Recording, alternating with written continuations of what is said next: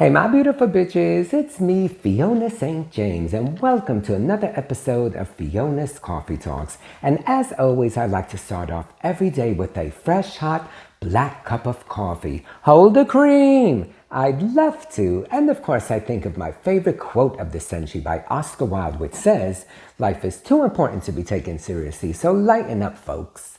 Anyway, today's episode is, drumroll please, Eldercare Part Trois. So hopefully you guys saw the first two videos that I did. As you all know, I have elderly parents that I've been taking care of. So it's been a process. And the first part I spoke about like getting the lawyer and everything that I had to do with getting them Medicaid and how to salvage what they have and all of the ways of doing that and everything that entails, and then the pool trust and all of that was part two, and then evaluations and ultimately getting an MLTC, managed long-term care company. So the funny part was I kept saying, oh, I can't wait till December 1st, because that was when everything kicked in.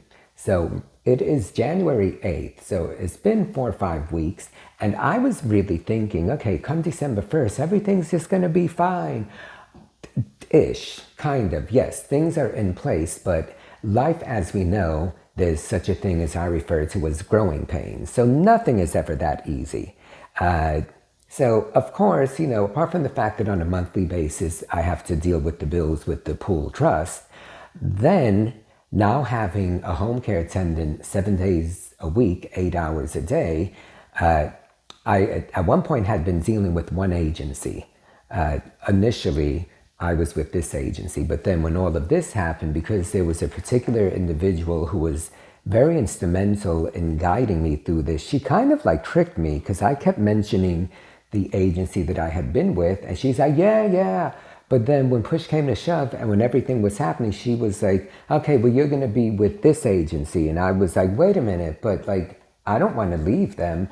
She would, well, you could keep the same people, which I did. But the problem is that then all of a sudden I felt like you kind of lied to me. And then I felt bad because then the original agency was like, what happened? Why are you leaving us? And I explained to them, I said, listen, I'm sorry. I sort of was felt that I was pushed up against the wall, because since this individual was so instrumental in me getting everything done that I needed to, I didn't know that meant that, she was working with this other agency. I thought it was kind of sneaky, but I said to the first one, I said, listen, I know that we're going to end up working together again. I don't know when, it might be sooner than later, but it didn't sit well with me that I kind of was forced to go with this other agency. So, okay, whatever.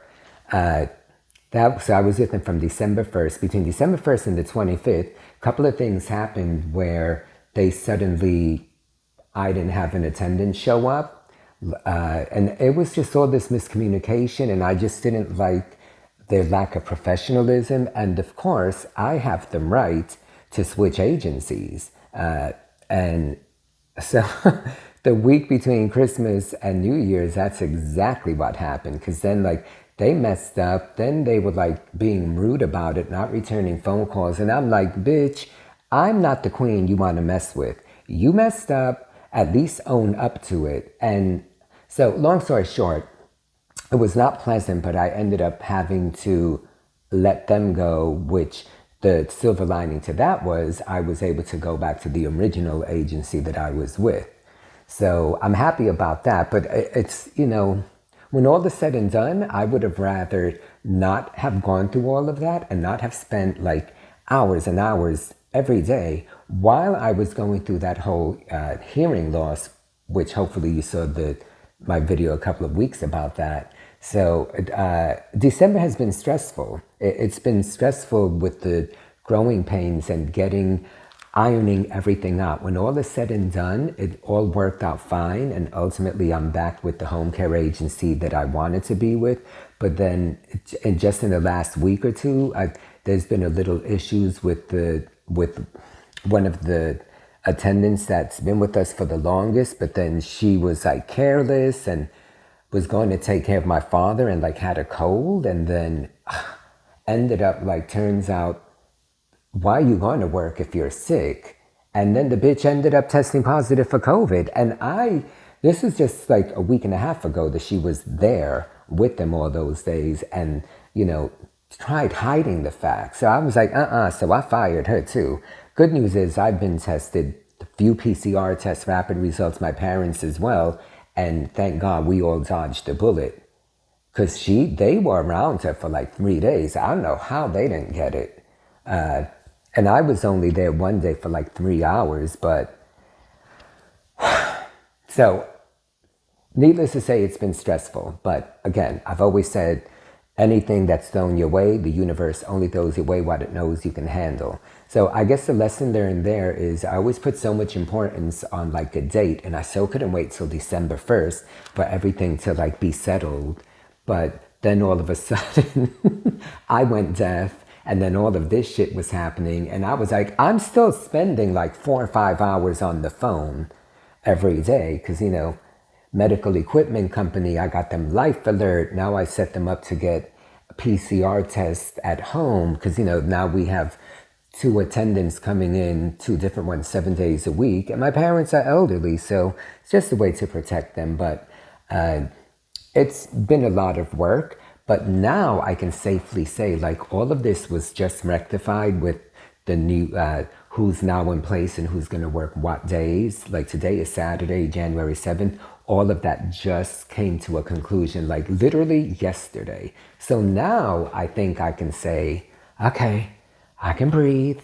Everything's the way it's supposed to be. And now it's just a matter of maintenance. I was like, I'm going to shoot videos today. Because I'm finally like in good spirits to do so. Because honey, my spirits have been questionable lately. I'm like, it's a miracle I don't smack anyone. All right, guys.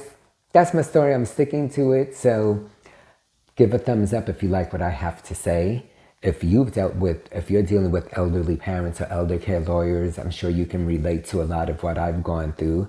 And, and lesson learned, just when you think that everything is done, there's always an additional step, but it can all be worked out. Everything is fixable.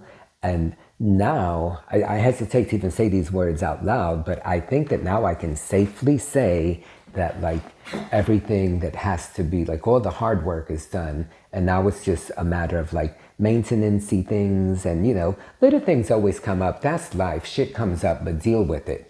At least I'm not going to be bombarded with 20,000 different things. And hopefully I won't have to be on the phone 4 or 5 hours a day, 5, 6 days a week, which is essentially, that's been my life for like 4 months, 4 or 5 months in September.